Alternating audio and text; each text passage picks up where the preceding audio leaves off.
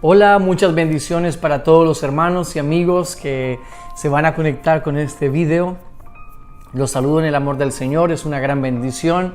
Estamos aquí para compartir un estudio más del libro de Revelación, del libro de Apocalipsis.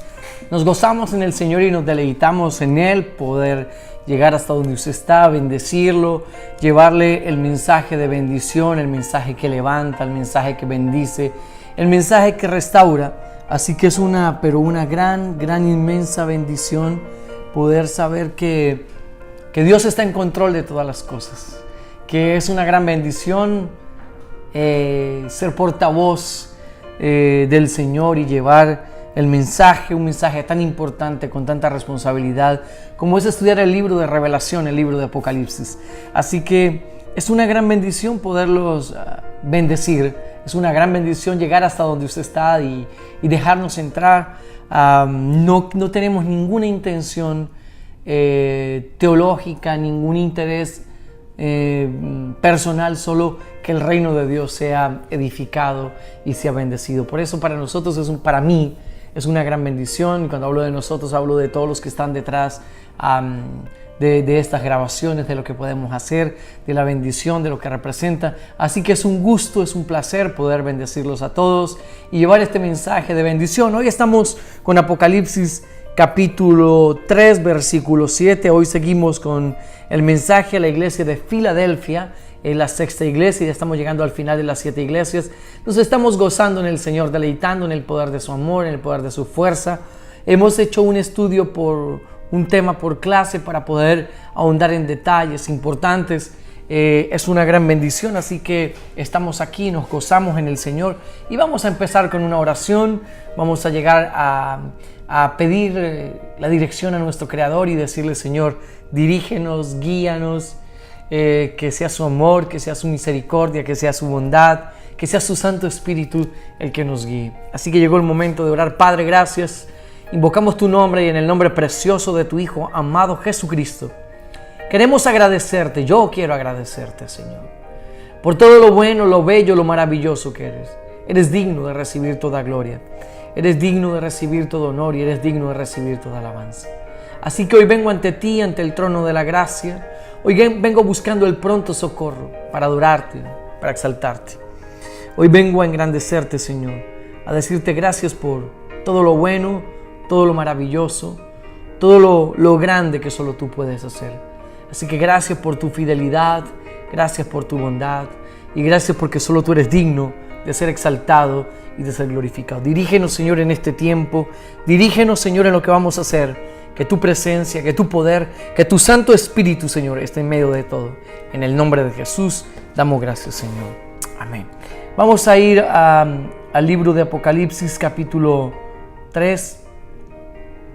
Vamos a ir exactamente al verso 7. Como siempre los he dicho y lo sigo diciendo en todas las epístolas que grabo y que estoy haciendo este video, quiero decirles que las 7 iglesias representan la iglesia de Jesucristo en el pasado, presente y futuro. No es que haya una iglesia mejor que otra, es todo lo que vamos a encontrar dentro de la iglesia. O sea, cada particularidad es lo que vamos a encontrar, porque Dios en su perfecto amor y en su gran bondad tomó como ejemplo de aquello que normalmente conseguiríamos nosotros dentro de la iglesia. Así que para que no te desanimes, para que no digas me voy de la iglesia porque o está llena de débiles o de pecadores, recuerda que la iglesia no es un museo para santos, sino es un hospital para enfermos del alma, para todos los que necesitan de Dios. Así que no te defraudes, porque el que se va de la iglesia por causa del hombre nunca vino en busca de Jesús. Así que si yo estoy en busca de Dios, todo lo que hago es para Él y a Él sea la gloria. Cuando hablamos de las 7 iglesias, hablamos de que Jesús espera, y en todas las 7 está, que hay algunas que modelo de iglesia son más obedientes, más entregadas que otras. Pero eso está bien. Así que yo lo que quiero decirles hoy es: ánimo, sigan adelante, porque en todas las 7 iglesias hay vencidos, hay vencedores, hay aquellos que Dios está llamando. Cuando hablo de vencidos no me refiero a los destruidos, sino hablo de aquellos que se dejan ganar un poco, pero Jesús los reconviene, les dice, vamos, anímense, vuelvan. Yo tengo recompensas para ustedes, no se desanimen, corrijan lo que están haciendo. Esa es la bendición del mensaje a las 7 iglesias. El versículo 7 dice, escribe al ángel de la iglesia en Filadelfia. Esto dice el santo, el verdadero y el que tiene la llave de David, el que abre y ninguno cierra, y cierra y ninguno abre. Dice, yo conozco tus obras, he aquí he puesto delante de ti una puerta abierta, la cual nadie puede cerrar, porque aunque tienes poca fuerza, has guardado mi palabra y no has negado mi nombre. Vamos a ir periódicamente estudiando qué significa cada uno de los versículos. Entonces, epístola a la iglesia de Filadelfia. Voy a hablar de la historia, siempre tomo un poco la historia para recrear algunos detalles. ¿Qué es Filadelfia? Era una ciudad. La ciudad de Filadelfia fue fundada por un rey persa llamado Átalo Filadelfio II, o Atalo, algunos le dicen Atalo, otros le dicen Átalo, ¿ok?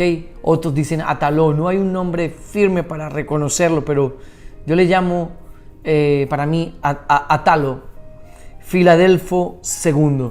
Fue alrededor del año 150 a.C.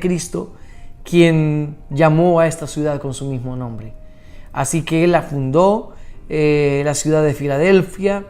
La ciudad sufrió frecuentes movimientos sísmicos, pero hasta el día de hoy permanece. Es una ciudad bastante grande actualmente y en la que existen unas 12 iglesias, es decir, templos, pero pocos cristianos. Hay 12 templos, pero pocos cristianos. El nombre de la ciudad, al igual que las anteriores, tiene su significado y traducido del griego al español, Filadelfia significa amor fraternal. Indiscutiblemente tiene gran sentido simbólico porque esto tiene que ver mucho con el carácter de la iglesia. Ahora vamos con el autor de la carta. ¿Quién es el autor? Vamos a ir palabra, frase por frase, palabras por palabras mirando. El santo y el verdadero. ¿Qué significan estas palabras? Con estas palabras el Señor parece animar a la iglesia. Y la anima como si a la misma iglesia como si la misma iglesia trataba de santificarse con la verdad y la anima a decirle el santo y el verdadero. Esta es una palabra, su significado es más o menos el siguiente. Yo voy a parafrasearle como diciéndole, vosotros los que estáis en Filadelfia, esforzaos hacia la santidad y la verdad, vosotros obráis bien, estáis por ejemplo, como si le dijera, estás en el camino correcto hacia mí, porque yo soy en efecto el santo y el verdadero. O sea, como diciéndoles, oye Filadelfia, vas por un buen punto, ustedes que están ahí, sigan perseverando en la santidad, porque cuando les dice el santo y el verdadero, les está diciendo, tiene que haber santidad en la iglesia, porque yo soy el santo y el verdadero. Ahora, cuando hablo de santidad, estoy hablando de la santidad de Jesús dentro de la iglesia. Y si la santidad de Jesús está dentro de la iglesia, entonces nosotros estamos dentro de la iglesia en un proceso de santificación. Nosotros somos santos por promesa, mas no somos santos todavía en el ejercicio. Estamos en proceso de santificación. Cada día nos esforzamos más con la ayuda de Jesús, dependiendo de Él. Vencemos, luchamos, salimos victoriosos, algunas veces fallamos, pero nunca la iglesia puede perder el horizonte. Por eso le dice el santo y el verdadero. O sea, todo el que practica la santidad vive en la verdad de Dios. Le dice a la iglesia, el santo y el verdadero te escribe. Esto es esta autoría, esta forma de presentarse, les está diciendo a los que están caminando en santidad y en verdad los felicito, a los que no, ajustense. Así que con esas palabras está dando un gran mensaje. Y según la meta, he aquí que según la meta, así serán también los caminos. El Señor es santo y verdadero. La iglesia tiene que andar en el mismo modo, en la santidad y en la verdad. No basta con la santidad. Hay gente que dice, yo tengo la santidad, y hablan de una santidad meramente exterior. Todavía haciendo todavía énfasis en las cosas físicas, en el cabello que no se lo pueden cortar, en que si se maquillan están desobedeciendo a Dios, peor aún que se van a ir al infierno, que si usan pantalón. Mira, no estamos hablando de eso. Estamos hablando que usted no puede santificarse por fuera y por dentro no serlo. Ahora, la santificación es un proceso que viene de adentro hacia afuera.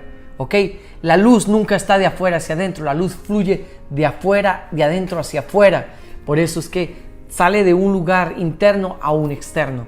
Así pasa con la santificación, empieza de afuera y se empieza a ver en nuestras acciones. Hay gente que cree que solamente es la santidad exterior y se equivocan. No estamos hablando de santidad exterior, estamos hablando de santificación. ¿Ok? Y no estamos hablando de la santidad, sin verdad no es santidad. Hay gente que se centra hoy día y dice, pastor, yo vivo la santidad, pastor, yo vivo en la verdad porque no veo televisión. No, mi hermano, no se trata no se necesita tener un televisor enfrente para ser santo. Se necesita tener una mente limpia y tener la mente de Cristo. Como dice Filipenses 4:8, en todo lo bueno, en todo lo justo, en todo lo amable, si hay virtud alguna, si hay algo digno de alabanza, en esto pensad.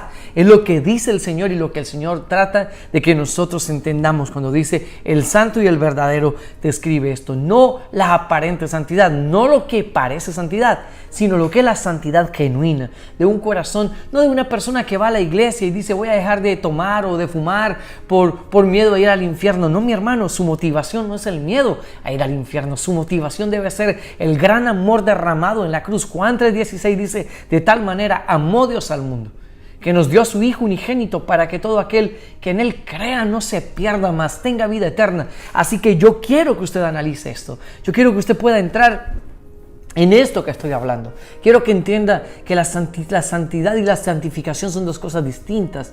Santo es Dios, pero nosotros estamos en un proceso donde aún vamos a fallar, aún vamos a equivocarnos, pero esas equivocaciones nos van a enseñar a crecer. Por eso, usted que pensó en un momento que porque falló no es digno, ¿cómo que no es digno? La sangre de Cristo no solamente te lavó los pecados de ayer, los de hoy, los de mañana. No debes hacerte a un lado, porque si tú te haces a un lado y dices no soy suficiente cristiano para seguir adelante, entonces estás haciendo por incompetente el sacrificio y la sangre de Cristo es vano, y la Biblia dice que hay de aquel que diga que la sangre y el sacrificio no fueron suficientes. Así que cuando tú piensas que porque fallaste vas a volver al mundo, que no eres digno en el reino de Dios, entonces no has entendido, no está la verdad. Hay gente que tiene la santificación, pero está en el proceso de santificación, pero en la verdad están incorrectos. Por eso le dice el santo y el verdadero, te lo dicen. Así que es bien interesante, es bien importante que usted y yo nos metamos en la línea y entendamos qué es lo que Dios quiere.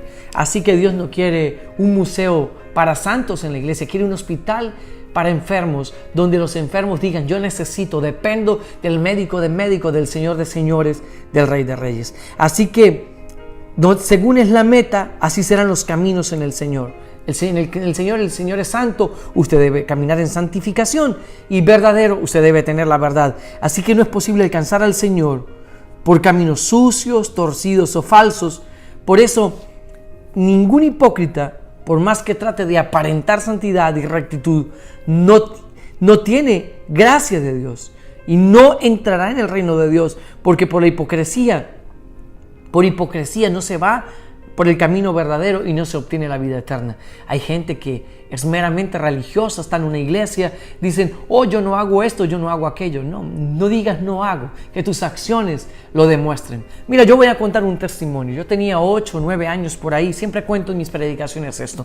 Teníamos una vecina al frente de mi casa, era una vecina entre comillas cristiana porque la veíamos que llevaba la Biblia, pero para nosotros los niños de la cuadra no era cristiana, era una bruja, era una loca, era una persona que no demostraba el amor de Dios en su vida. Incluso nosotros no sabíamos, creíamos que todos los cristianos eran brujos y eran iguales que ella. Ella tenía una propiedad muy grande, su casa con muchos mangos, muchas guayabas. Entonces nosotros de niños, usted sabe que los niños a esa edad son inquietos, veíamos que los mangos se caían y saltábamos la cerca para sacarlos. Una vez ella me agarró de frente sacando un mango y se queda mirándome y me echa una maldición. Yo lo vi como niño, como si fuera un conjuro. Yo lo vi como si fuera una maldición de esas que le dicen a uno lo que hacen los brujos, cada cadabra, pata de cabra, oreja de mono y cabeza de chichihuilote. Si no sabe qué es un chichihuilote, yo tampoco. Pero eso pensé yo, que ella me había echado una maldición, eso fue lo que yo entendí. Pero resulta que pasados los años yo conocí de Cristo. El Señor me trajo a su camino, pero me trajo bajo una conversión genuina. Pero a mí me hablaban de Cristo a los 13, 14, 15 y yo decía, no, yo no quiero ser cristiano. ¿Pero por qué? Porque yo no quiero ser como la loca de mi vecina, como la bruja de mi vecina, que prefería que los mangos se pudrieran antes que nosotros comiéramos. En ella se veía todo menos el amor de Dios. En ella se veía hipocresía, tenía una familia disfuncional, ninguno de los hijos iba a la iglesia, el nieto que se la pasaba jugando con nosotros era golpeado, abusado, pasaban muchas cosas feas en su familia. No voy a entrar en detalles porque la señora ya partió con el Señor, ya falleció, y no es bueno hablar de los que mueren y parten de este mundo, y no es bueno hablar a las espaldas de ella. Pero no quiero profanar su memoria, ni quiero ser un maleducado, pero sí quiero dejarte claro algo. Cuando ella me encontró tomándome el mango, me dice ladrón miserable, me dice la ira de no dijo Jehová, porque ya la forma como hablaba el español era un poco tosca, era del campo, y dijo Jehová, la ira de Jehová caerá sobre ti, dice, y ahora mismo la tierra se va a abrir y se lo va a comer la tierra como se comió a Coré, a Virán, Midatam. Yo tenía 9 años por ahí y me aprendí la maldición completa que yo decía. Yo pensaba que me iba a convertir en sapo, en rana, en culebra, y yo cada 15 minutos me miraba, cada 5 minutos y me miraba si la piel se estaba convirtiendo en no sé en qué animal. Le preguntaba a mis amiguitos, ya me estoy convirtiendo, y yo, no, pero ¿cuál fue la maldición? Y yo me la aprendí que se la repetía a mis amiguitos. Eso me marcó tan negativamente que yo no quería que nadie me hablara de Cristo. Yo no quería ir a ninguna iglesia, yo no quería que nadie me hablara de Dios, yo no quería que nadie me hablara de Jesús, porque yo no veía a esa persona, no veía a Cristo en esa persona. No veía ni la verdad, ni veía la santidad, porque santidad no es apariencia, santidad, ¿sabe qué es? Santidad es estar seguro de lo que tienes, pero no es criticar a otro, es llevar a otro al camino donde tú estás, no alejarlo del camino donde tú estás, no es criticarlo sinvergüenza, borracho, prostituta, miserable, drogadicto, malvado. No, ese no es tu rol. El único que puede juzgar a las personas fue aquel que murió en la cruz por ellas. Así que tú y yo no fuimos puestos como jueces, fuimos puestos como siervos para hacer un trabajo espiritual. Así que esta mujer, concluyo la historia, nunca me agradó a mí. Y yo crecí con un trauma que odiaba a los cristianos, odiaba especialmente a los evangélicos. ¿Por qué? Porque yo creía que ellos eran locos, lanzaban maldiciones a diestra, siniestra.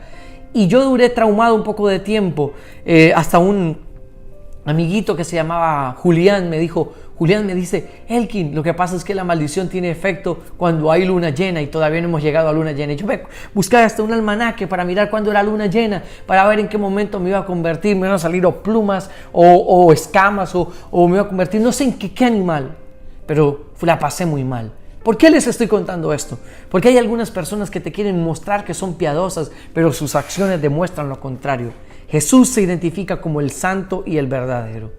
Así que el que tiene la santidad tiene la verdad, pero no critica, no juzga, no maldice. A mí me asusta esa gente que se cree juez, critican pastores, Mire, no importa, está esa gente haciendo mal, ore. Yo veo un pastor orando mal, yo no lo critico. Yo veo un líder orando mal, no lo critico. Yo oro para que Dios lo pueda hacer volver al camino. ¿Ok? Oro por el presidente, oro por mi presidente aquí en los Estados Unidos, oro por Donald Trump. Yo oro por él y lo bendigo a Donald Trump porque para mí él es una bendición, él es mi presidente, esta es mi nación también, este es mi país, soy ciudadano de este país. Entonces yo no puedo maldecir mis autoridades, yo tengo que bendecirlas en todo lo que hago. Entonces yo tengo que bendecir esta nación. Aquí es donde vivo, aquí es donde están mis hijos, aquí es donde desarrollo mi llamado, mi ministerio. Así que yo estoy llamado a bendecir mi nación. Que si soy demócrata, republicano, yo no soy de ninguno, yo soy de Cristo. Pero un día si voto, ¿ok? Y voto por la mejor opción, oro a Dios y le pido a Dios que me guíe. Pero cuando sé de un pastor que está orando mal, no lo critico, no lo juzgo, no lo maldigo, lo bendigo. Y le digo, yo en mis oraciones lo bendigo. Estoy en contra. Aquel que critique a un pastor, no es mi amigo. No porque yo tenga algo, no, porque hay pastores que ni siquiera me conocen y yo los defiendo. ¿Sabe por qué? Porque la Biblia dice que el juicio de Dios y al ungido de Jehová solo lo toca el Señor. Así que usted, si tiene alguna queja, vaya a la presencia del Señor, pero no deseándole el mal a ese pastor. Ore para que Dios tenga compasión y tenga misericordia y ese hombre pueda volver al camino de la verdad y de la santidad. Ok, ese es el proceder de un verdadero cristiano. Si está en contrario, entonces no anda en el Espíritu, sino anda en la carne. Entonces, me encanta porque después de la santidad y de la verdad, como les decía en el ejemplo de la hermana que le conté, ese mal testimonio no me dejó venir a Cristo nunca, hasta que Jesús vino a mi vida. Esa persona, después de muchos años, apareció en la iglesia que yo pastoreaba en la ciudad. Oh, qué alegría verte, me dijo, y yo oré mucho por ti. Yo me quedé mirando y le dije, oré, pero entonces así en broma, porque ella murió en mi congregación. Qué tremendo, ¿no? Ella murió y yo fui a hacerle el sepelio. Qué tremendo. Ella murió viniendo a mi iglesia. ¿Qué tanto me probó Dios el amor y la compasión? Pero un día así, en una comida que hicimos en la iglesia, se la solté sin anestesia. Le dije, recuerda, usted oraba mucho por mí, ¿no? Y le dije el nombre. Y me dice, sí, yo oraba mucho por ti. Le dije, sí, pero yo no me acuerdo de tus oraciones, pero sí de las maldiciones. ¿Se acuerda cuando me metí a tu patio a sacarme un mango que tenía mucha hambre? Y los mangos se estaban pudriendo y ella se quedó y le dije, usted me lanzó esta maldición y a mí no se me olvidó. Y yo creía que usted me iba a convertir en sapo, porque para nosotros usted no era cristiano, usted era una bruja. Y ella se quedó, ¿esto pensaban ustedes de mí? Le dije, sí, no solo yo, todos los niños y toda la gente del barrio. Se le bajaron las lágrimas. Dijo, ¿por qué nunca me dijiste? Yo dije, porque nunca me diste la opción de poder hablar contigo. Eras tan cerrada, eras tan perfecta, tan justa, tan única, que no teníamos acceso a ti. Qué triste, ¿no? Que un niño de 9 años haya visto en una mujer cristiana eso. ¿Cómo te ve tu familia? ¿Como el que practica la verdad y la santidad? ¿Como el que te llamó? ¿O como el hipócrita? Pero continúa. Jesús se presenta como el santo y el verdadero, como el que tiene la llave de David, evidentemente. Cuando le dice el que tiene la llave de David, esa iglesia tenía muchas dificultades en la vida espiritual y en el trabajo. Hay gente que dice, no, yo no creo, era la iglesia perfecta. No, que la iglesia no tenga amonestación no significa que sea perfecta. Cuando dice, el que tiene la llave de David, significa que había muchas dificultades tanto en la vida espiritual y en el trabajo. Más de una vez, esa iglesia se halló frente a esas dificultades como ante una puerta cerrada. Y era tan tremendo que esa puerta estaba tan cerrada que ellos no veían bendición. Por eso el Señor le decía a la iglesia, yo poseo la llave. Yo tengo la llave. Yo tengo la llave de David. La llave que abre la puerta a la bendición. Y le dijo, yo estoy la llave, yo puedo abrir la puerta y después de que yo la abro, nadie la va a poder cerrar. Esto significa que habían muchas dificultades en las cuales ellos no sabían qué hacer, pero Dios siempre estuvo en control. Su gracia siempre estuvo ahí, su misericordia siempre estuvo ahí. La iglesia de Filadelfia la pasó en momentos difíciles. Vieron muchas puertas cerradas, muchos proyectos que no se pusieron a hacer, muchas dificultades que no se pudieron lograr. Pero esto fue impresionantemente. Pero yo le doy gracias a Dios. Y le agradezco a Dios de una manera especial porque me doy cuenta de que Dios está en control de todas las cosas. Miro esto cuando dice el que tiene la llave de David. ¿Por qué esa llave se llama la llave de David? ¿Por qué se llama así? Hay un pasaje que está en el libro del profeta Isaías y yo quiero que usted ahí en casa me acompañe al libro del profeta Isaías. Y vayas al capítulo 22, al versículo 12, del 12 al 22, 12 al 22, dice, le voy a leer. Dice, por tanto el Señor Jehová de los ejércitos llamó en este día a llanto y a endechas. Isaías 22, 12, sí.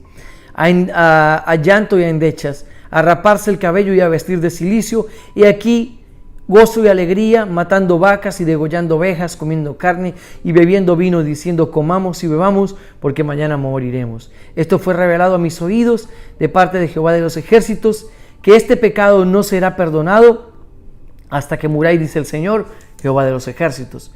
Jehová de los ejércitos dice así: ve, entra a este tesorero, a Sebna, el mayordomo, y dile: ¿qué tienes tú aquí? ¿A quién tienes aquí? ¿Qué labraste aquí sepulcro para ti?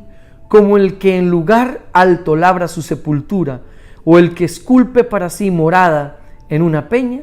He aquí que Jehová te transportará en duro cautiverio, y de cierto cubrirá su rostro. Te echará a rodar con ímpetu, como a bola por tierra extensa. Allá morirás, y allá estarán los carros de tu gloria, oh vergüenza de la casa de tu Señor. Y te arrojaré en tu lugar, y de tu puesto te empujaré. En aquel día llamaré a mi siervo Eliakim, hijo de Hilcias, y lo vestiré de sus vestiduras, y lo ceñiré de su talabarte, y te entregaré en sus manos potestad, y será el portador y el morador de Jerusalén y de la casa de Judá. Y pondré la llave de la casa de David sobre su hombro, y abriré, y abrirá y nadie cerrará, y cerrará y nadie abrirá. Ahí tenemos un punto bien importante. Si vemos nosotros, para entender por qué le dice el que tiene la llave de David, el que cierra y nunca abre, todo el Apocalipsis tiene relación con toda la Biblia. Esto no es algo fuera. La misma Biblia lo explica. Lo que pasa es que hay que conocerla. Vemos nosotros que este pasaje de Isaías 22, 12 al 22, arroja luz sobre esto. Cuando Isaías pronunció estas palabras, el pueblo hebreo padecía ruina extrema, pero era una ruina en extremo. Si miras del versículo 12 al 14, he aquí, en semejante condición del pueblo de Dios, el mayordomo y el tesorero de la casa de Dios se llamaba Sebna, que significa vigor juvenil. Dice: este excava para sí mismo en la roca un sepulcro en lugar visible próximo al templo, estando seguro que él sobrevivirá el siglo en el mismo lugar. Morirá en paz y será sepultado en ese sepulcro. Con esto, él mostró que aunque él era un alto funcionario religioso, no creía en la palabra que decía que serían deportados por su apostasía. Pero no solo él no esperaba el castigo por el completo decaimiento moral, sino que él mismo era la vergüenza de la casa del Señor, como lo dice Isaías 22, 18. Le he leído todo el artículo para que ustedes vean, no quiero omitir detalles. Así que de modo, sin preocuparse por el nivel espiritual del pueblo, sin preocuparse por su propia vida espiritual, esta persona, Sebna, logró disfrutar de su gobierno y esperaba todavía, era el tesorero, esperaba todavía morir en paz, como si el Señor Dios no hubiera visto todo aquello y toda la maldad que estaba haciendo. A él, a esta persona, a Sebna, Dios le predijo por boca del profeta que él, Sebna, vigor juvenil, pronto se mutilaría. Su nombre también significa florecimiento. O sea que su carrera terminaría y él moriría en el exilio, y Dios traspasaría su gobierno a Eliakim, a quien Dios entregaría la llave de David. La llave de David para que él fuese el padre de la casa de Judá. Estamos hablando de Eliakim, que significa Dios reedifica, que tiene también su significado simbólico. Así que vemos nosotros que no era Sebna el que tenía la llave de la bendición, era Eliakim, no Elkim, Eliakim. Entonces, Eliakim tenía el nombre de bendición, pero también su significado, el del nombre, era Dios reedifica. O sea, no era Sebna. Sebna le había dado la espalda a Dios y Dios había dicho: bueno, Sebna, no eres tú. Pero Sebna había hecho todo su plan para hacer las cosas. Esto para entender qué significa el que tiene la llave de David. Entonces Dios habla a través del profeta y el profeta dice: tú no serás, voy a levantar a un reedificador, se llama Eliakim. Y Eliakim tiene la llave de David. Así que todo esto da a entender que Dios levantó y bendijo la casa de David y él hizo además la cerradura y la llave de esta misma. Desde entonces, aquel que era el tesorero del templo obtenía también la llave de David. Es completamente posible que con el correr del tiempo, la caja del tesorero fue cambiada y la llave de David fue solo un mero símbolo del gobierno del tesorero. Así que en todos los casos, esa llave de David en las manos de Cristo no debe interpretarse literalmente, porque efectivamente, como con el cristianismo sucedió de la misma manera que con los hebreos. O sea, el cristianismo se arruinó hasta la raíz, se tomó tristemente materialista, se preocupó únicamente por las ventajas terrenales, por aquello que significa comida y bebida. Y si usted mira Isaías 22:13 y Lucas 21:34 lo dice, como el rico que dijo, alma mía, come, bebe, regocíjate, porque muchos bienes has conseguido. Le dice Jesús, necio, ¿qué sabes tú si esta misma noche vienen a pedir tu alma? La iglesia, al igual que el pueblo hebreo, está hoy día en la misma condición, y cuando entremos al mensaje de la Odisea, que es el último mensaje, el séptimo mensaje, usted se va a quedar impresionado. Usted se va a dar cuenta en la séptima iglesia lo peligroso, lo que hay, cómo la iglesia se volvió. Entonces, tristemente, la iglesia entra en un materialismo y se volvió solo de teologías de prosperidad, solo de Dios prospera, pero no a la manera de que estos mercachifles, mercaderes de la verdad, están haciendo. Dios no ve así, de esa manera. Se fueron abruptamente, se autonombran, se ponen títulos, solo piensan en ellos, egocéntricos, ególatras, humanistas. En eso se volvieron. Ya algunos ni creen en la venida del Señor, ni en el rapto de la iglesia. Entonces esto a mí me preocupa, porque les quiero decir algo. La iglesia cayó como el pueblo hebreo, en un bache espiritual. Y por eso la iglesia, cuando escribe el mensaje a Filadelfia, le está diciendo, yo sé que se necesita la llave de David, porque hay cosas cerradas. Así que efectivamente, Isaías 22:13 y Lucas 21:34 lo dicen. Pero vemos que los Sebna, llaneros y tesoreros espirituales, están conformes y no se preocupan por semejante situación. Aún ellos están solo pensando en el presupuesto del año siguiente, en las metas que están logrando, en mostrarle a las comunidades que tienen poder, que tienen fama, en darse a conocer ellos. No, Dios no quiere que te deje a conocer ni tú ni yo como líder ni como pastor.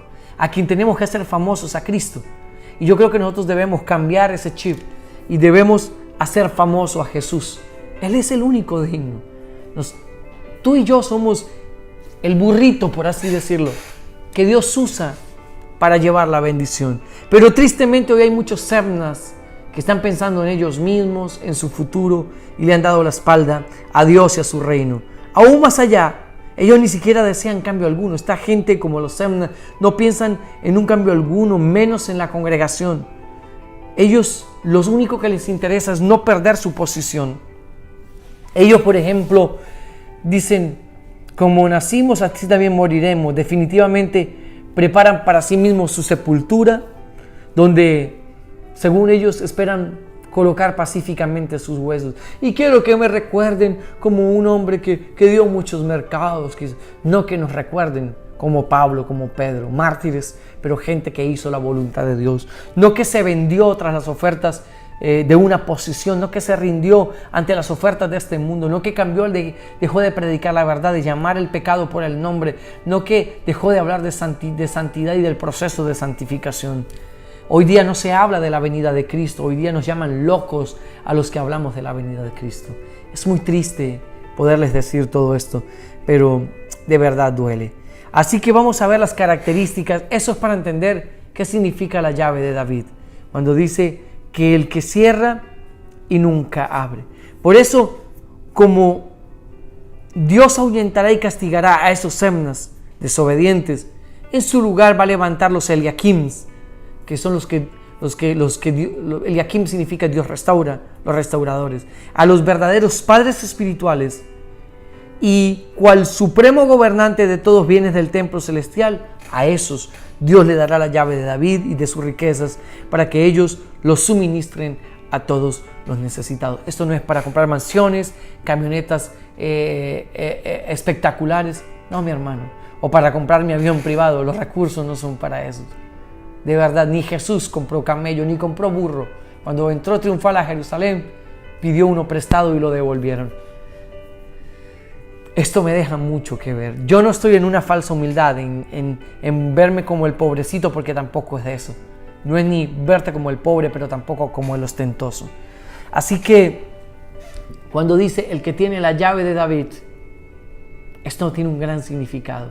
El que abre la puerta y después de abierta nadie la cierra, pero el que la cierra y nadie la puede abrir. Es que algunas veces la iglesia estuvo con puertas cerradas y no veía. Y por eso Jesús le dice, es que tú no has entendido, la puerta está cerrada, pero yo envié quien tiene la llave. Eliakim. No es Semna, no son los Semnas, son los Eliakims. Así que la pregunta es, ¿en la iglesia tú que eres, Semna o Eliakim? Semna, de los que no hacen sino trabajan para ellos, o eres de los Eliakim, de los que trabajan por el reino de Dios, de los que no ponen la mirada en el hombre, de los que quiere extender el reino de Dios, de los que le interesa los negocios del Padre.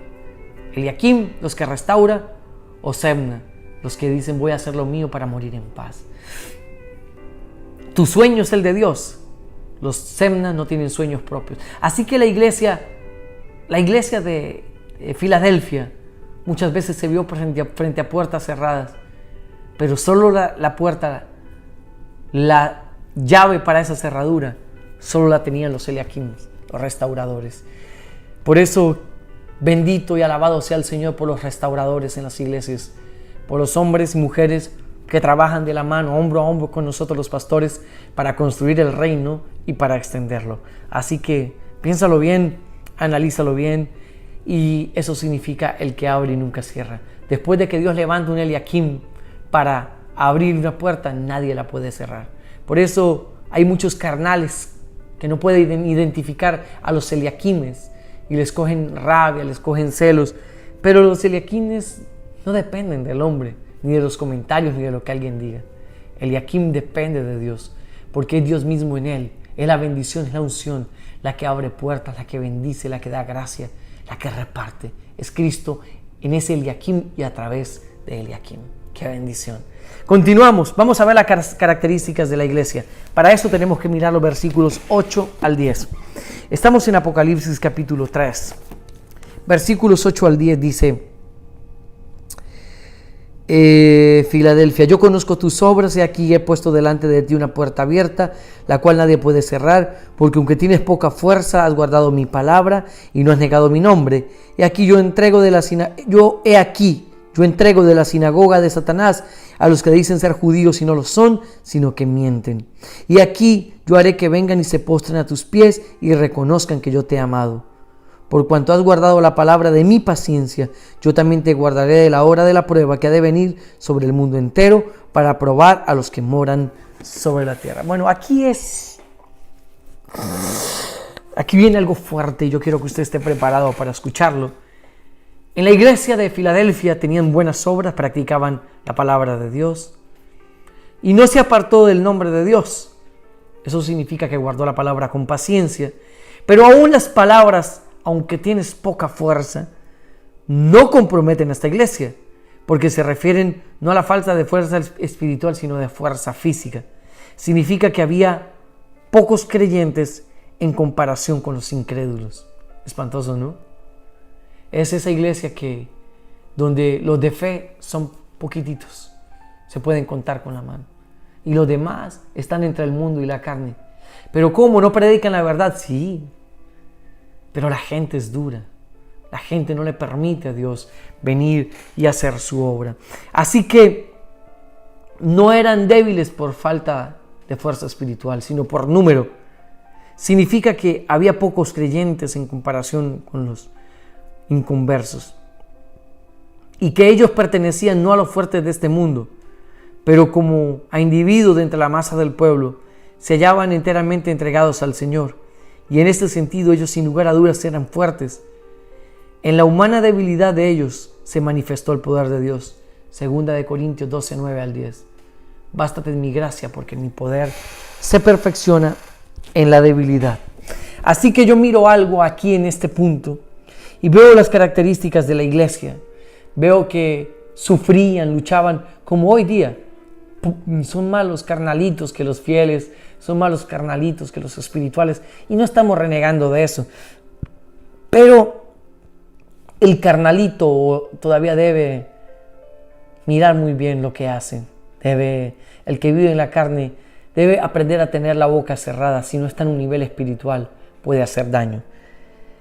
Dice el versículo 9 que en esta congregación yo conozco tus obras, tu tribulación y pobreza, pero eres,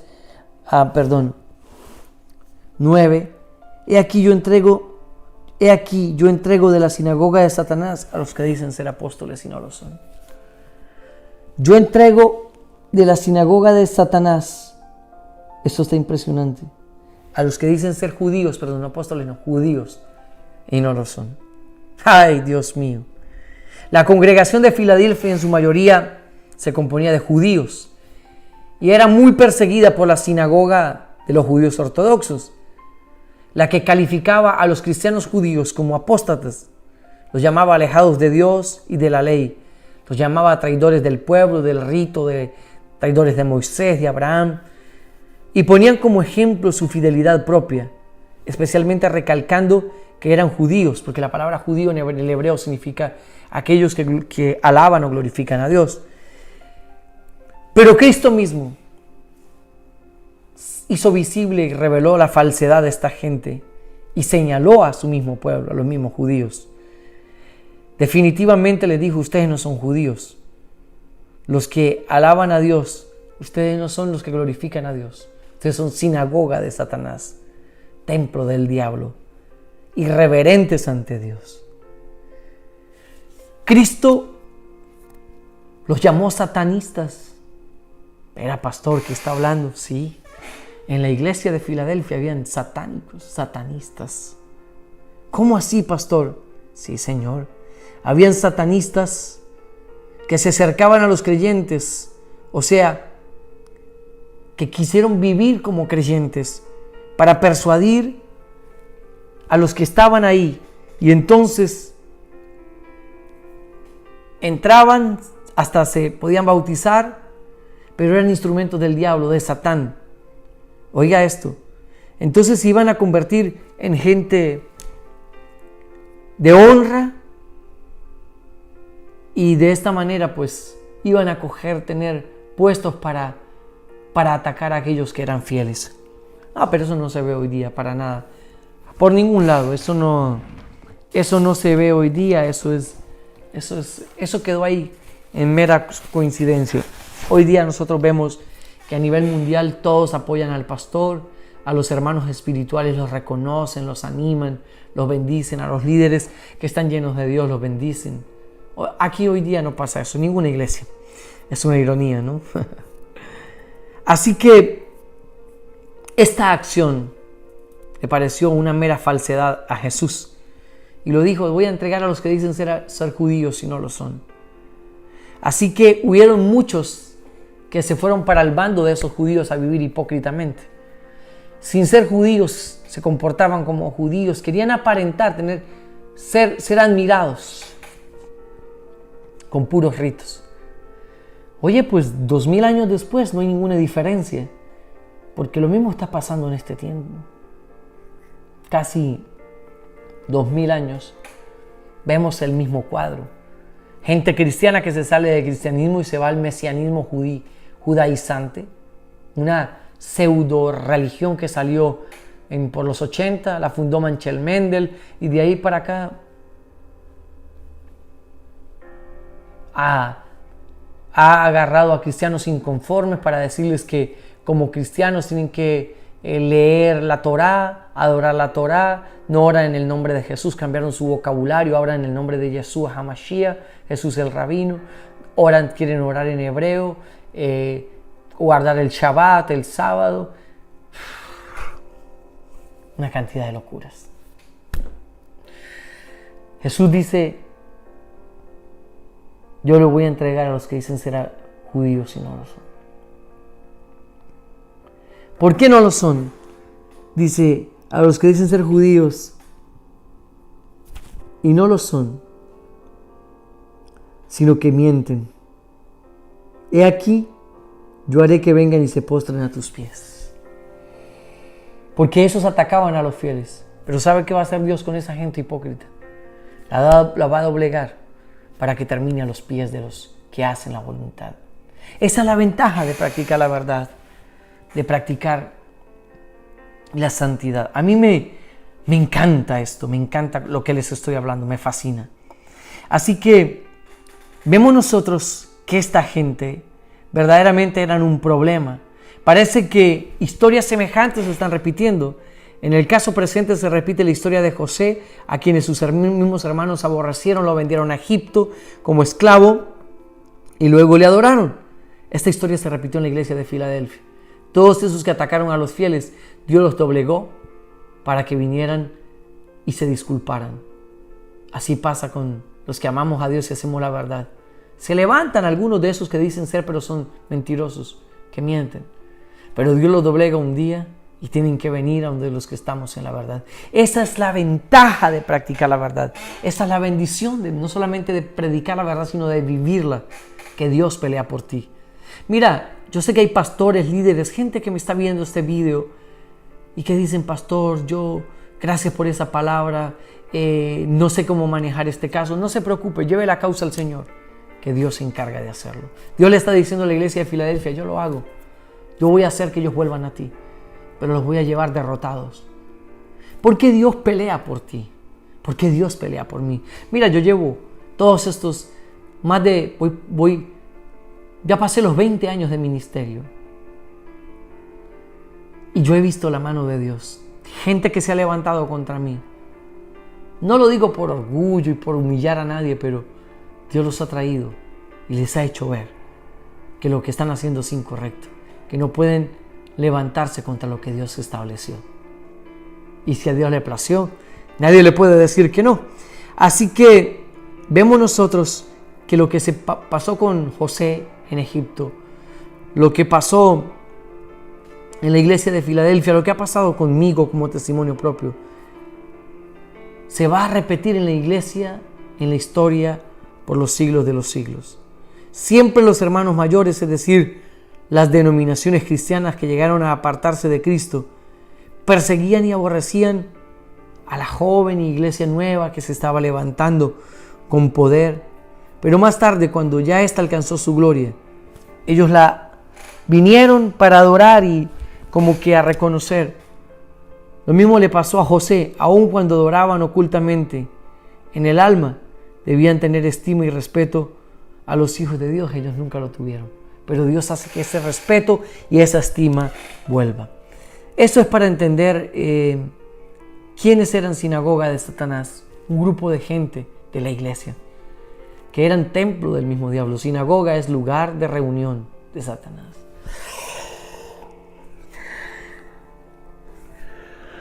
Yo pienso por un momento, ¿qué eres tú? ¿Templo del Espíritu Santo o sinagoga de Satanás? Ahora vamos al versículo 10. Dice el versículo 10. Dice, por cuanto has guardado la palabra de mi paciencia, yo también te guardaré de la hora de la prueba que ha de venir sobre el mundo. Te guardaré de la hora de la prueba que ha de venir sobre el mundo. Y el Señor efectivamente protegía a esta iglesia. En el tiempo de la persecución general de los cristianos bajo el imperio de Trajano, en el siglo I, todas las iglesias sufrieron fuertemente, pero la iglesia de Filadelfia tuvo algo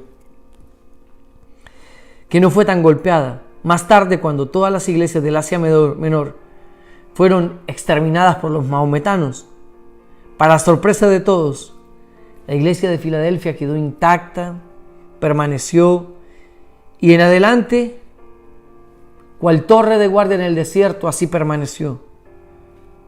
Luego más tarde en el siglo XIV, Tamerlán o Timur Lenk, conquistador tártaro, borró totalmente de la faz de la tierra a todas las iglesias del Asia Menor. En aquel tiempo, la pequeña iglesia de Filadelfia nuevamente fue protegida realmente como por un milagro. Aún los mismos maometanos no podían comprender esto porque nadie molestó a la iglesia de Filadelfia. Y los mismos maometanos y los mismos árabes la llamaron Al-Ashir, es decir, ciudad de Dios. ¿Sabe por qué? Porque habían fieles ahí y lo que Dios promete lo cumple. Puede caerse el mundo entero, pero si tú estás en santificación y en la verdad, Dios derrotará a tus enemigos. Y me acuerda por allá lo que dice el profeta Isaías capítulo 41. Buscarás a tus enemigos y no los encontrarás porque serán como nada. Mire la importancia de ser fiel a Dios en este tiempo tan cruel en el que vivimos. A los jóvenes se les ataca, a los niños, a los que tratamos de hacer la voluntad nos critican.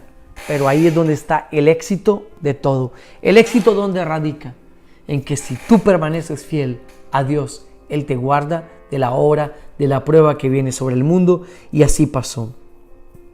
Aún el incrédulo historiador inglés E.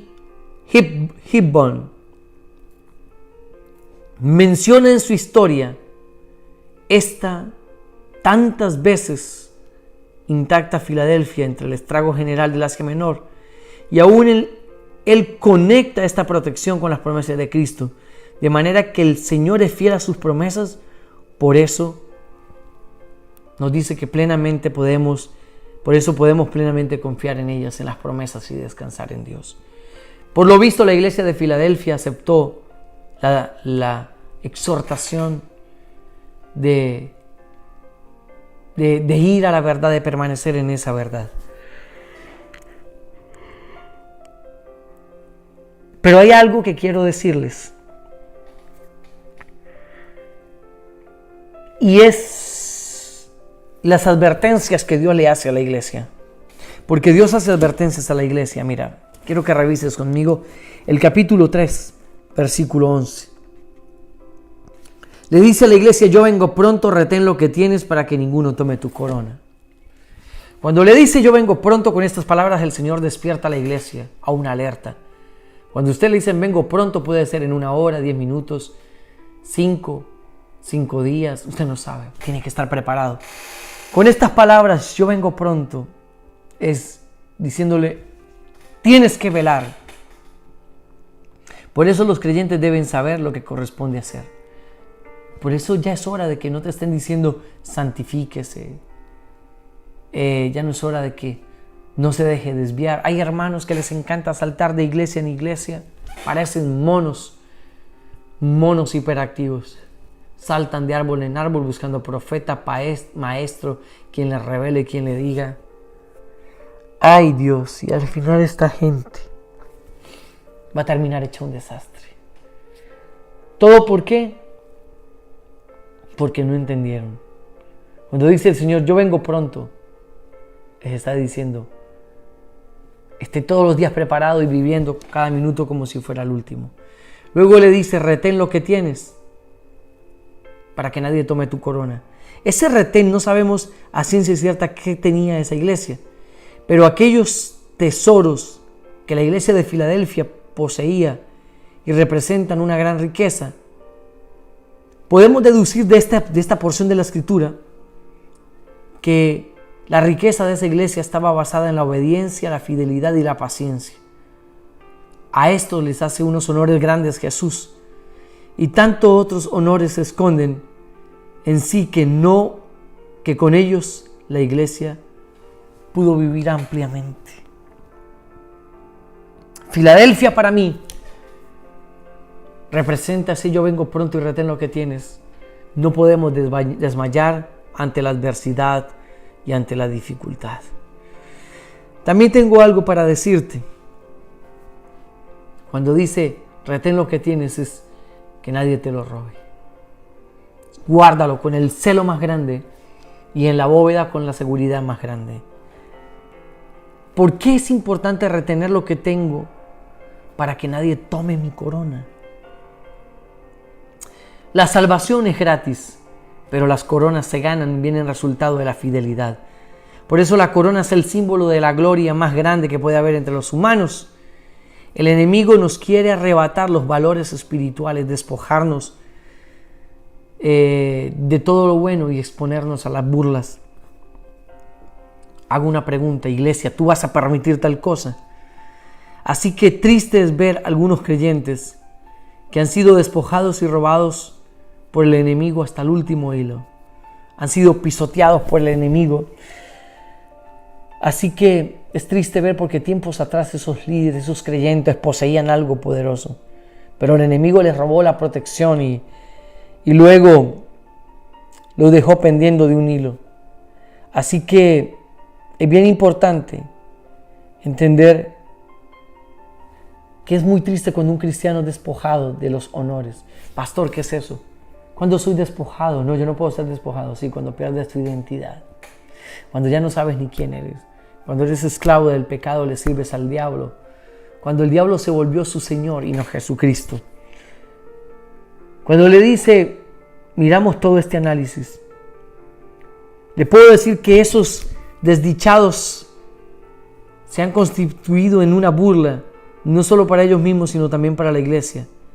Les resulta difícil ir por el mundo exponiéndose a burlas abiertas y a la condenación, pero quedar en la iglesia es simplemente una situación no fácil, es difícil. Por eso retengamos lo que tenemos para que nadie tome el máximo premio que hay para tu vida. Yo quiero que reflexiones un momento. Tómate un minuto. Analiza todo lo que estamos viviendo. Lo que estás viviendo en tu casa, en tu familia, en tu ministerio.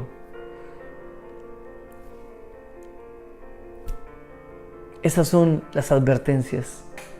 Retén lo que tienes y que nadie tome tu corona. Los dones que Dios te ha dado, multiplícalos, avívalos.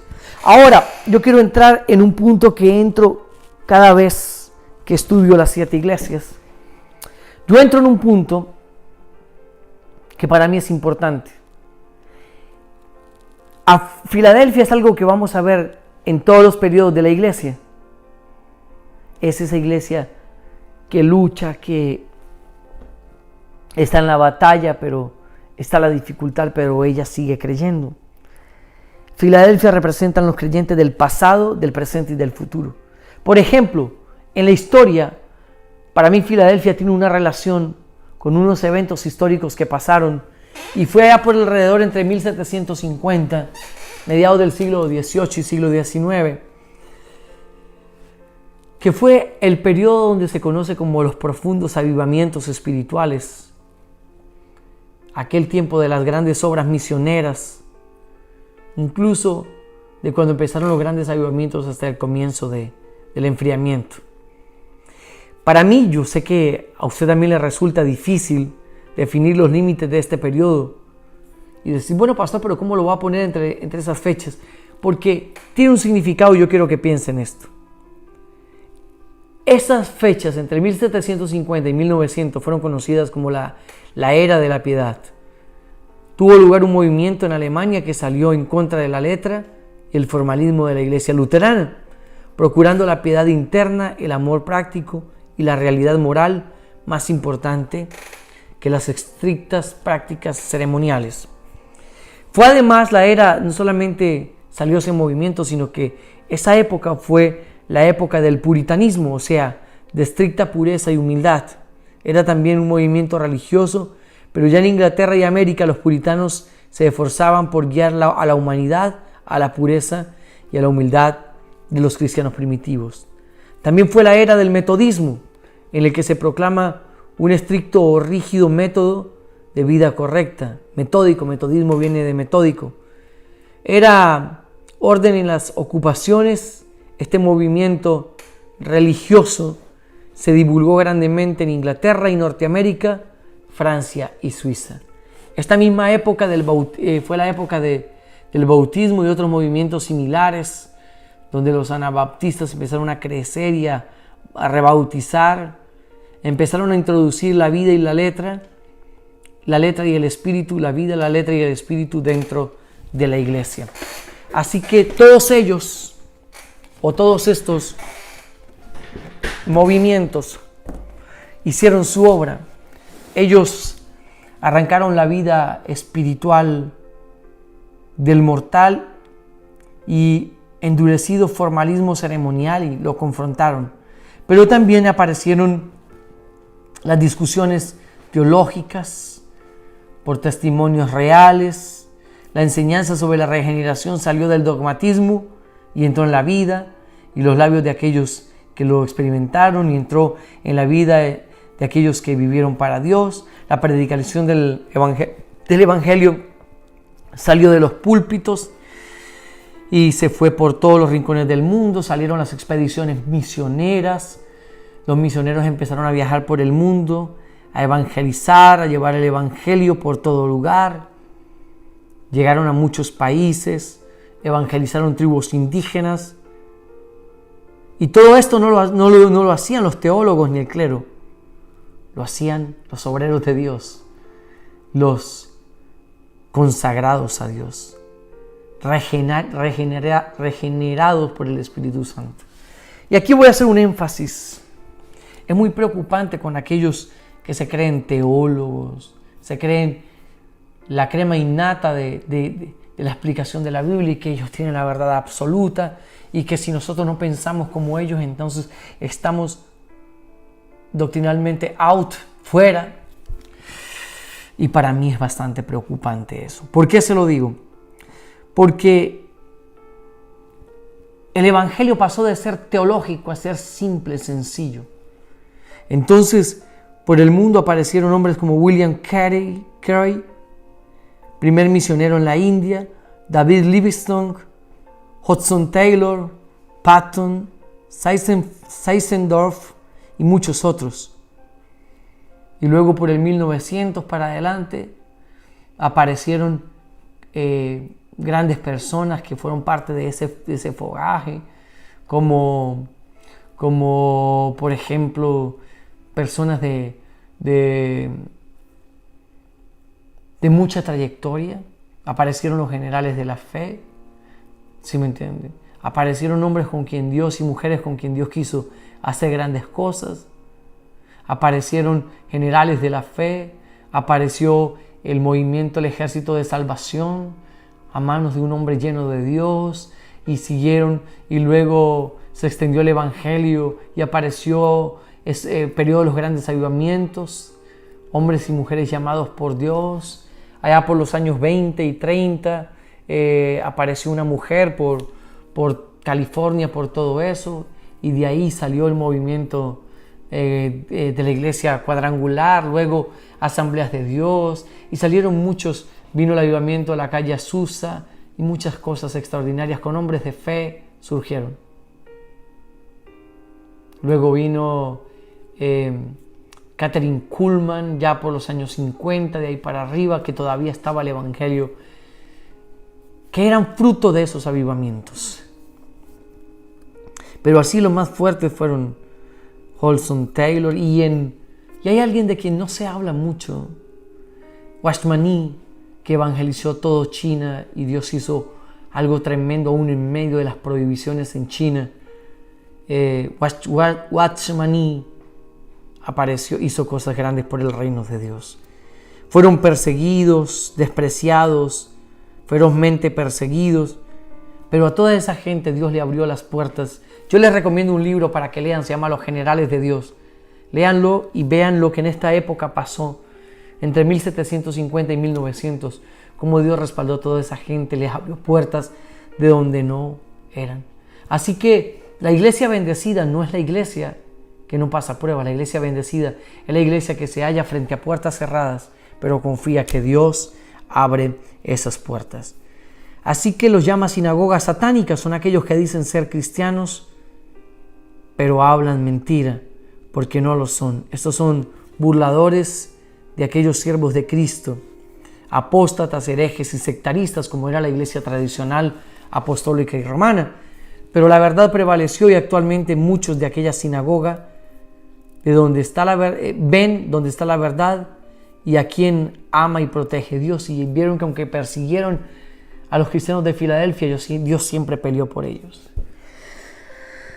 Hay mucha gente viéndonos en este momento. Este video va a ser multiplicado a la fecha después de que se publique. Y muchos desanimados se van a encontrar. Yo quiero decirle, yo he visto esto en mi vida, en mi ministerio. Al día de hoy llevo 22 años de servir a Dios.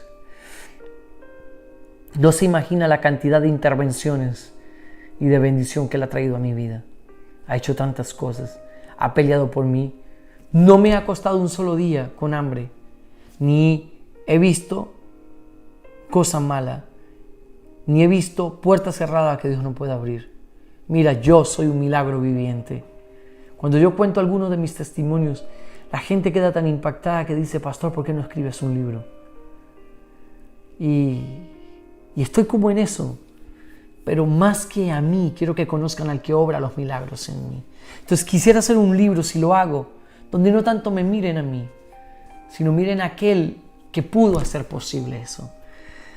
Entonces miro todo esto y me lleno de gran felicidad y de gran gozo. Por eso, la palabra Filadelfia significa amor fraternal. Y esto es exactamente lo que le faltó a la iglesia de Sardis, a la anterior. Amor fraternal.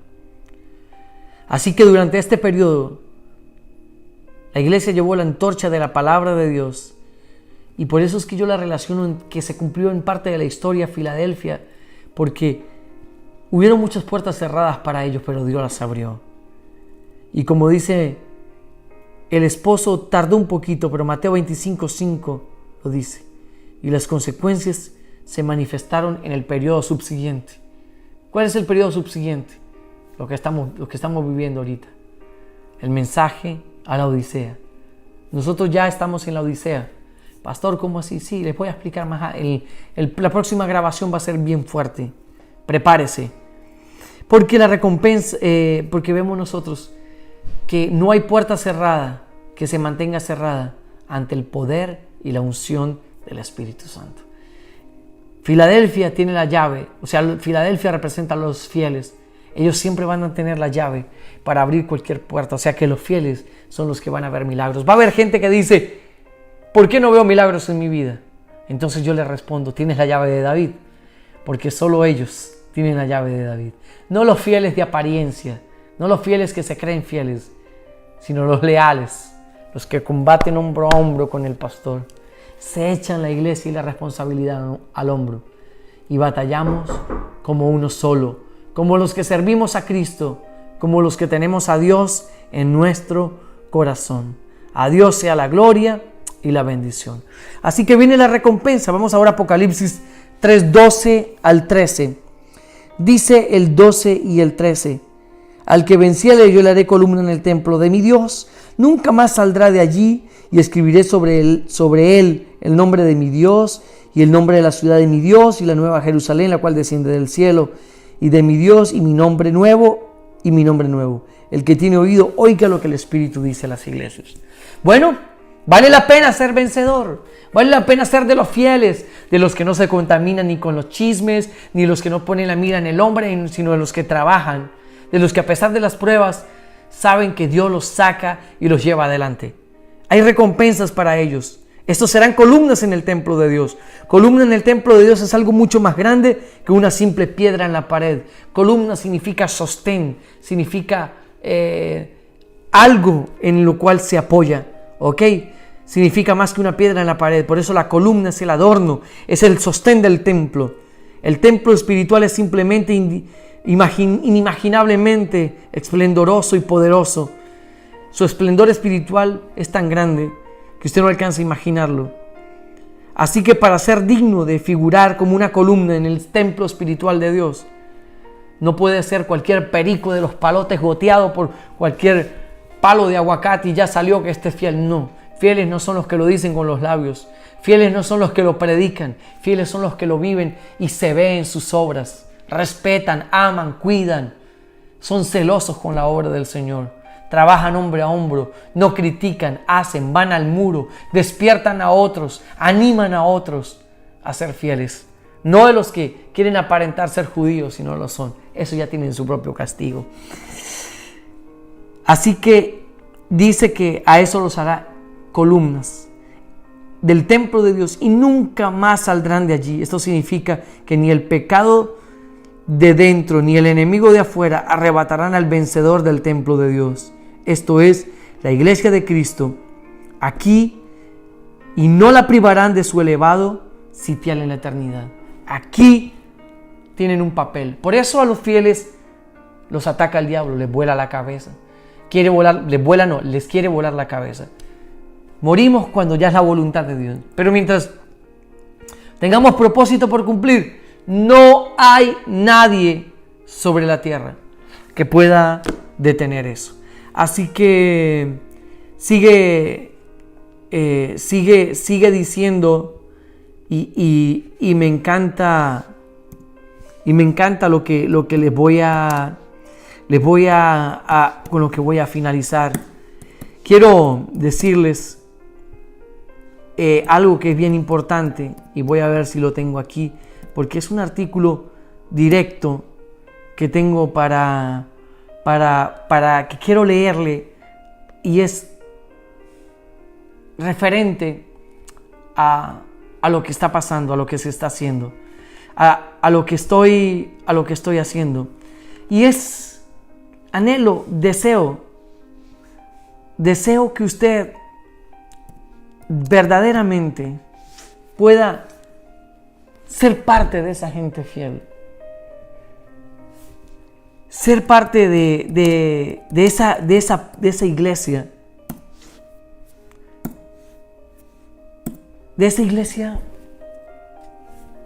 que verdaderamente le sirve al Rey vivo. Ya lo encontré. Mira, de esa gente que no le pone condiciones a Dios. A esos, el diablo los va a querer cerrar las puertas en la economía, en la salud. Pero Dios dice, ustedes tienen la llave de David. Es que fuimos llamados con un propósito y tenemos la fe en el Hijo de Dios para abrir cualquier puerta. Mira, yo he tenido mucha oposición en mi ministerio siempre desde que el Señor me llamó. Y a mí eso no me asusta. Porque hay gente de mis enemigos que han vuelto a mí, como le pasó a la iglesia de Filadelfia, y dicen, perdóneme, me equivoqué, no pude. Me dicen, y lo luché tanto, pero es que usted no lo desanima nada. Yo lucho y lo chocaba en roca cada vez que lo atacaba. Entonces yo les decía, es que eso es bíblico. Y me decía, pero ¿cómo así? Decía, es que no soy yo, es Cristo en mí, Cristo es la roca. Y si usted viene contra mí, se va a encontrar la roca que es Cristo. Si usted cae sobre la roca, quebrantado, maravilloso, pero si la roca te cae a ti, te aplasta. Así que es mejor caer sobre la roca que ser aplastado por la roca. Así que yo te animo a no desmayar. Tienes la llave. Tú que eres fiel, sigue sirviendo, sigue caminando, sigue amando a Dios, sigue sirviéndole, sigue santificándote, predicando la verdad. Sigue haciéndolo, porque serás columna del templo de Dios y nunca más saldrás de allí.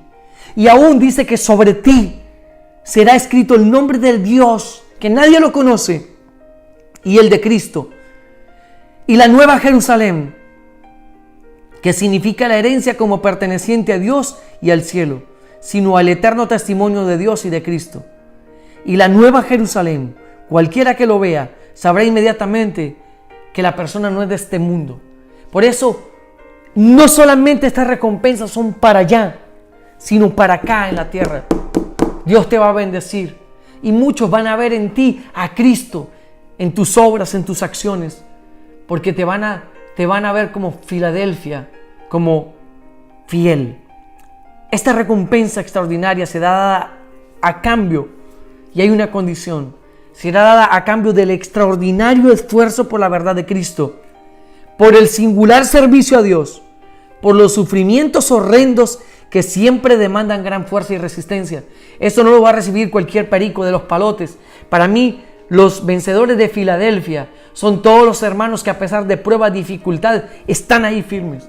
La vida les ha tocado duro, les ha dado duro, pero Dios siempre los ha cuidado y los ha guardado. Y ellos han confiado en Dios. Esos son los que serán merecedores de tan grande premio. De modo que todo aquel que revela esta fuerza y resistencia y vence todo, será aquí recompensado y en la eternidad será una columna en el templo de Dios. Aquí tiene la llave para abrir cualquier bendición. Solo los fieles, y sobre los fieles la gloria será manifestada. Así que, ¿qué les puedo decir, mis amados? Vale la pena servir a Cristo. Vale la pena seguir adelante. Vale la pena hacer la voluntad de Dios. Vale la pena porque las recompensas son grandes. No desmaye, iglesia. Tú no sirves al hombre, no sirves a una denominación, pero no salgas huyendo que porque alguien te hizo mala cara. No, sirve. Más bien únete. Muchas veces no son los líderes los que tienen el problema, soy yo que quiero que los líderes se me sometan a mí. No, entremos, dialoguemos. No impongas las cosas a la fuerza. Ama, sirve con temor, con temblor. Que no hay cosa más hermosa que dar testimonio de que Cristo está en nosotros. Así que te bendigo como pastor en esta tarde, en este día, porque es tarde cuando estoy grabando haciendo esta grabación. Te bendigo con toda bendición y declaro las riquezas de Dios sobre tu vida. Declaro que Dios te cuide, te guarde, te manifieste, te bendiga poderosa, grande y ricamente. Que su gracia sea visible sobre tu vida y vamos a orar por la bendición del cielo para que la gracia sea derramada sobre tu vida. Padre, gracias en el nombre precioso de tu Hijo amado Jesucristo. Doy gracias por la bendición de tu presencia, de tu Espíritu, por lo que solo tú puedes hacer. Los cielos abiertos son una bendición. Cada persona que ve este video, Señor, sea tocado, impactado y camine en la fidelidad y en la verdad y en la justicia y en la santidad. Cuida a cada uno. Cuida a cada hombre, cada mujer fiel y que cada uno pueda, cada fiel entienda que tiene la llave para abrir cualquier puerta cerrada y que después de que la abra no hay quien la pueda cerrar. Pero sobre los desobedientes los cielos se cierran y las puertas se cierran. Por eso a los desobedientes le dice Dios a la iglesia de Filadelfia: yo le envío a los desobedientes para que vengan a ti, porque por misericordia los desobedientes solo van a tener bendición cuando las puertas se abran, pero la puerta la va a abrir el obediente. La puerta la abres tú que caminas en fidelidad, el que tiene la llave para abrir y después de que la abre nadie la cierra. Por eso es la gracia de Dios sobre tu vida, es la bendición sobre tu vida. Si estás enfermo, declaro que hay una llave de sanidad sobre tu vida. Declaro la llave de la bendición, la gracia de Dios, la plenitud de Dios y la recompensa de Dios. En el nombre de Jesús doy gracias por su amor y por su misericordia. Te bendigo en el nombre de Jesús. Amén y amén. Gracias a Dios. Seguimos, nos vemos en una próxima oportunidad. Dios les continúe bendiciendo y ha sido un placer inmenso. Espero que disfrute este mensaje a la iglesia de Filadelfia. Dios les bendiga. Nos vemos en una próxima.